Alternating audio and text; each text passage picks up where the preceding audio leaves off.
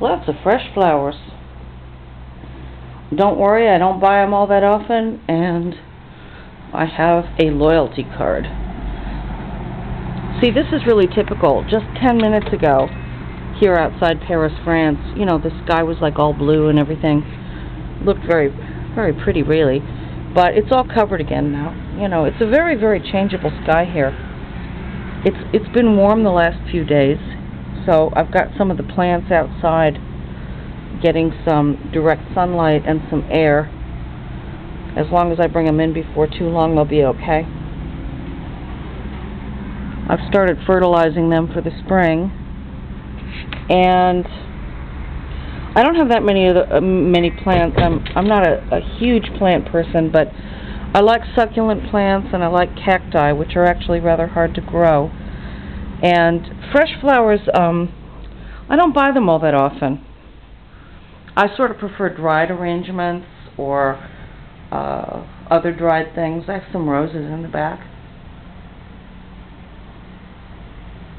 Alright, now I got this really cool book in the mail the other day, and it's called Still Missing by Chevy.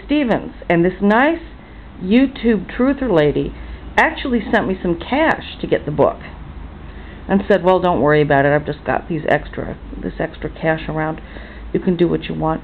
And I explained to her that even though I found a pretty good price with Amazon, I don't like to use Amazon because my last book that came out a while back, both editions are unauthorized, and I was never paid for them, and I didn't actually write that. You know, they totally butchered the manuscript. And I wrote to Amazon last year and I said, stop selling this book.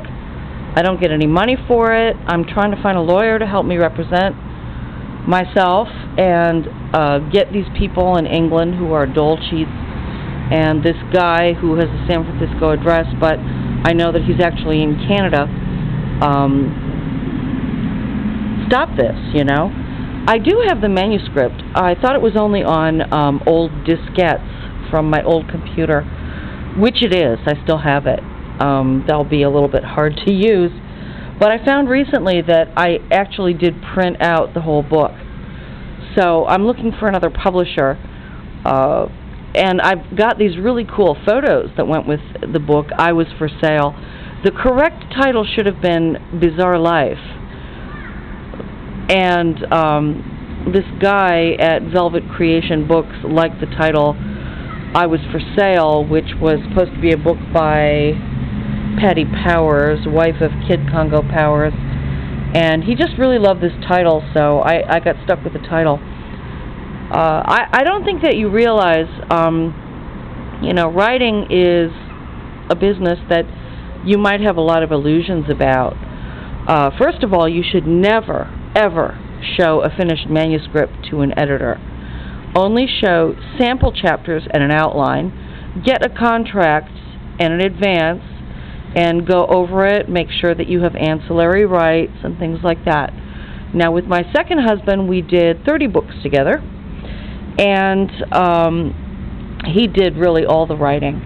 But I co-edited them all. I mean, my God. I mean, I'm as much in those books as he is, and some of the ideas I actually came up with. So, you know, it was quite a joint project. But I would go out to work every day, and he would stay home and do the grunt work. And every night, no matter how tired I was, I would review his manuscripts. So, I am only up to page 152 of this book, but this is a real page-turner. Now,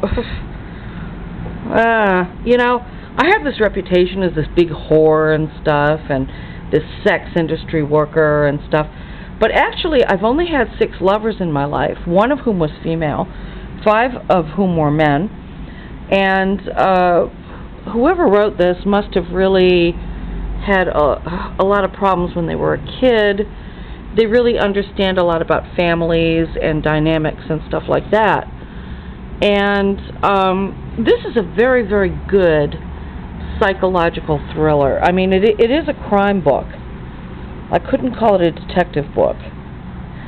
and it's very feminist, and it's very American, I must say. It's in American English. I would not judge the English too hard to read.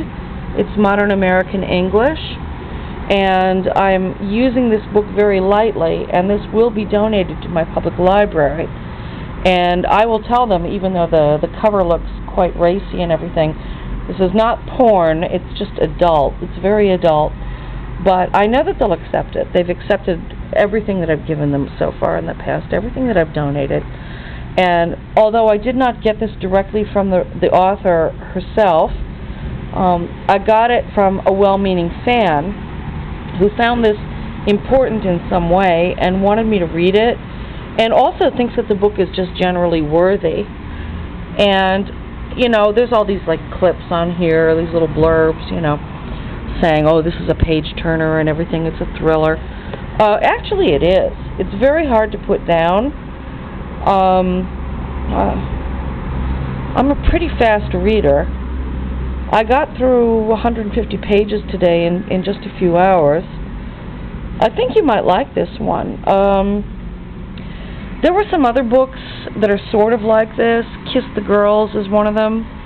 You know, these sort of like psychological thrillers about abducting females and messing with their minds and stuff, and about parents and adoption and all kinds of stuff like that. You know, birth, pregnancy. I don't know, you know.